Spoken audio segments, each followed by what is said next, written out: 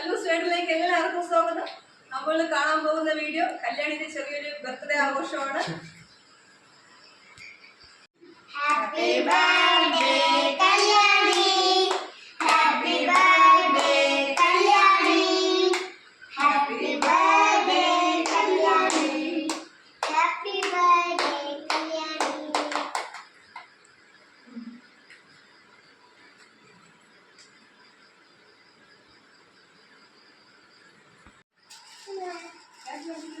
Happy birthday, Jesse. Thank you. Thank you. Happy birthday. Thank you. Welcome.